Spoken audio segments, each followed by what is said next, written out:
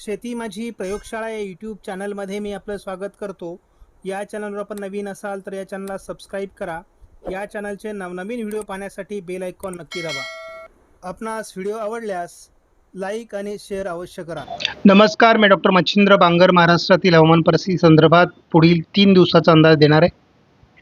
आपण एकूणच बघतो विदर्भामध्ये आत्ता सध्या पावसाळी वातावरण तयार झालं आहे. थोडं उत्तर महाराष्ट्रामध्ये पावसाळी वातावरण आहे. नांदेड, परभणी, लातूर, यवतमाळ असं थोडं ढगाळ वातावरण आहे. कोकण किनारपट्टीलाही हलकी रिमझिम चालू आहे. अरबी समुद्रात मोठं बाष्प असलं तरी त्याचा भारतावर फार परिणाम होत नाही आहे. आपण समोरील उपग्रह छायाचित्रामध्ये बघतो, आज महाराष्ट्रामध्ये खास करून नाशिक जिल्ह्यामध्ये धुळ्याच्या दक्षिणेला आणि नंदुरबारच्या दक्षिणेला थोडं पावसाळी वातावरण तयार झालेलं होतं. त्याचबरोबर छत्रपती संभाजीनगर, जालना याही भागात हलकंसं पावसाळी वातावरण आज बघायला मिळालं. सोलापूर आणि धाराशिवच्या आणि बीडच्या अतिशय विरळ भागामध्ये पाऊस होता. त्याचबरोबर नांदेड, अमरावती, वर्धा, नागपूरचा दक्षिणी भाग, यवतमाळचा पूर्वेकडील भाग आणि गडचिरोली, चंद्रपूर या काही जिल्ह्यांमध्ये सध्या पावसास अनुकूल स्थिती निर्माण झालेली आहे.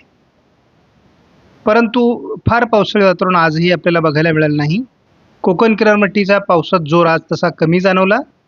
10 तारखेला पश्चिम विदर्भ, उत्तर मराठवाडा, उत्तर महाराष्ट्र आणि कोकण असं पावसाळी वातावरण राहण्याची शक्यता आहे.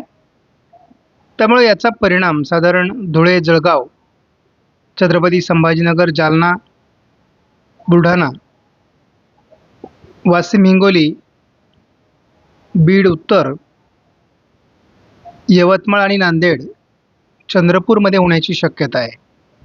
कोकणातील इतर जिल्ह्यात हलक्या ते मध्यम स्वरूपाचा पाऊस असेल. फार मोठ्या पावसाची सध्या संकेत नाहीत.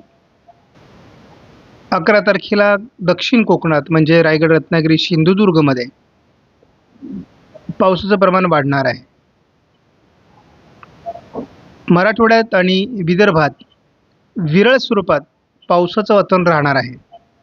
हा पाऊस सर्वत्र नसेल, परंतु काही भागात तो पाऊस तयार होणार आहे. GFS मॉडेलनुसार 12 तारखेला संपूर्ण मराठवाडा, संपूर्ण विदर्भ यामध्ये पावसाचं प्रमाण वाढण्याचे संकेत देण्यात आले आहेत. त्याच वेळेस कोकणात देखील पाऊस वाढण्याचे संकेत आहेत. त्यामुळे पुढील 3 दिवसाचा जर GFS मॉडेलचा अंदाज घेतला तर वातावरण बदलतं आहे. आणि आज विशेष म्हणजे नाशिकच्या ज्या भागांमधून सातत्याने मला फोन येत होते की पाऊस झालेला नाही, त्याही भागातून काही फोन आले की आज पाऊस झाला आहे. मॉडेल ज्या पद्धतीने पावसाचं वातावरण दाखवत आहेत त्या पद्धतीने पाऊस पडत नाही, ही जी शेतकऱ्यांची तक्रार आहे ती मान्य करावी लागेल. 10 तारखेला पश्चिम विदर्भ, उत्तर मराठवाडा आणि हलकंसं कोकणात वातावरण राहणार आहे. पावसाचा प्रभाव उद्या थोडा हलकासा कमी आहे. 11 तारखेलाही महाराष्ट्रात केवळ पूर्व विदर्भात पावसाचा अंदाज देण्यात आला आहे आणि कोकणात तोही मध्यम स्वरूपामध्ये. 12 तारखेला विदर्भातून पावसाचं प्रमाण वाढायला सुरुवात होईल. त्याचा परिणाम थोडा मराठवाड्यातही जाणवेल आणि कोकणात 12 तारखेपासून पुन्हा पावसाचा जोर वाढायला सुरुवात होणार आहे. हा साधारण स्कायमेटचा 3 दिवसाचा अंदाज आहे. ECMW मॉडेलने दाखवलेला पावसाचा अंदाज देखील फार समाधानकारक राहिलेला नाही. उद्या कोकण आणि मध्य महाराष्ट्र, उत्तर महाराष्ट्र, उत्तर मराठवाडा असं पावसाळी वातावरण दाखवलं आहे.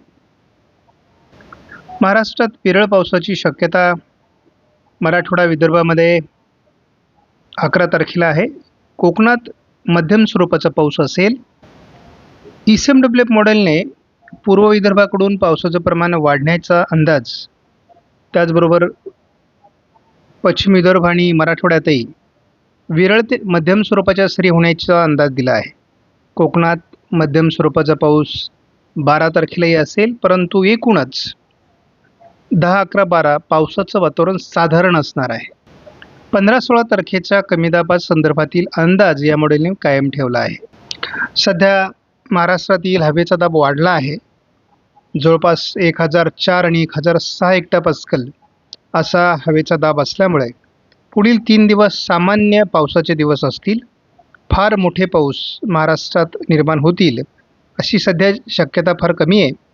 परंतु विदर्भ मराठवाड्यात पाऊस भाग बदलत पडणार आहे. आता आपण जर संपूर्ण महाराष्ट्राचा विचार केला तर ढगाळ वातावरण महाराष्ट्रामध्ये आहे, परंतु पावसाळी वातावरण हे नाशिक जिल्ह्यामध्ये, जळगाव, धुळ्यामध्ये, थोडं पूर्व विदर्भामध्येच आहे. ज्या ठिकाणी पिवळसर भाग दिसतोय त्या ठिकाणी पावसाचा अंदाज आहे. थोडं सोलापूरमध्ये किंवा छत्रपती संभाजीनगर, अहिल्यानगर, बीडच्या काही तुरळक भागात, अकोल्याच्या काही भागामध्ये असं तुरळक पावसाळी वातावरण राहील. परंतु या 3 दिवसामध्ये फार पावसाळी वातावरण महाराष्ट्रात राहणार नाही. कोकणात मात्र हलका ते मध्यम सरी होत राहणार आहेत. या वातावरणात आपण बघतो बदल कसा होतोय विदर्भाच्या, म्हणजे खास करून पूर्व विदर्भामध्ये गडचिरोली, नागपूर, भंडारा, चंद्रपूर, गडचिरोली, वर्धा या भागामध्ये पावसाचा जोर पुढील 5 दिवसात आहे. कोकणातही जोरदार सरी 5 दिवसामध्ये होणार आहेत. आपण थोडं मुद्दाम 10 तारखेपर्यंत जेव्हा विचार करतो तेव्हा महाराष्ट्रामध्ये 15 तारखेपासून 20 तारखेच्या दरम्यान जो पाऊस होणार आहे तो महाराष्ट्राचं संपूर्ण पर्जन्यमानाचं चित्र बदलून टाकणार आहे. आणि या दरम्यान आपल्याला खात्री आहे की कोकणामध्ये अतिवृष्टीची शक्यता राहील. महाराष्ट्रात बऱ्याच विभागात पूरपरिस्थिती देखील निर्माण होईल. महाराष्ट्रामध्ये आज खास करून अहिल्यानगर, बीड, छत्रपती संभाजीनगर, नाशिक, धुळे आणि नंदुरबारच्या काही भागामध्ये विरळ पावसाचं वातावरण तयार झालेलं होतं. उद्या देखील विरळ स्वरूपात महाराष्ट्रात पावसाची परिस्थिती या मॉडेलने दाखवलेली आहे. ढगाळ परिस्थिती संपूर्ण महाराष्ट्रात असेल, परंतु पावसाचं क्षेत्र हे उत्तर महाराष्ट्र, मध्य महाराष्ट्र, मराठवाडा असं विरळ स्वरूपात राहण्याची शक्यता आहे. थोडं विदर्भाच्या दिशेनेही हे पावसाळी वातावरण असेल, परंतु फार प्रभाव राहणार नाही.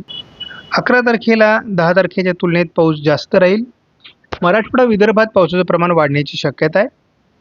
पश्चिम महाराष्ट्र आणि मध्य महाराष्ट्रातही पाऊस असेल. यामध्ये अहिल्यानगर, बीड, लातूर, धाराशिव, सोलापूर या परिसरात पाऊस राहणार आहे. पालघर ते रत्नागिरी असाही पाऊस राहणार आहे. वाशिम, हिंगोली, नांदेड, यवतमाळ, चंद्रपूर, गडचिरोली, वर्धा, नागपूर, भंडारा, गोंदिया, अमरावती, अकोला, बुलढाणा, जालना आणि छत्रपती संभाजीनगर, जळगावचा दक्षिणी भाग, नाशिक पूर्वमध्ये देखील पावसाची शक्यता 11 तारखेला आहे. 12 तारखेला पूर्व विदर्भामध्ये थोडं पावसाचं प्रमाण अधिक निर्माण होण्याची शक्यता आहे. आपण बघतो की 12 तारखेला वातावरण बदलत आहे. खास करून पूर्व विदर्भाच्या दिशेने पावसाळी वातावरण वाढण्याची शक्यता आहे. कोकण किनारपट्टीला देखील 12 तारखेनंतर पावसाचं प्रमाण वाढायला सुरुवात होईल. विदर्भातही पावसाचं प्रमाण वाढण्याची शक्यता आहे. यानंतरचं हवामान कसं असेल तो आपण उद्या सकाळच्या व्हिडिओमध्ये बघणार आहोत. एकूणच महाराष्ट्रामध्ये हे 3 दिवस तरी सामान्य पावसाचे आहेत. फार मोठा पाऊस महाराष्ट्रात दिसत नाही आहे. विरळ पाऊस मात्र स्थानिक वातावरणानुसार महाराष्ट्रात होत राहील. आपणास व्हिडिओमधील माहिती महत्त्वपूर्ण वाटल्यास लाईक करा, शेअर करा, चॅनलला सबस्क्राईब करा. धन्यवाद. जय हिंद, जय महाराष्ट्र, जय बळीराजा.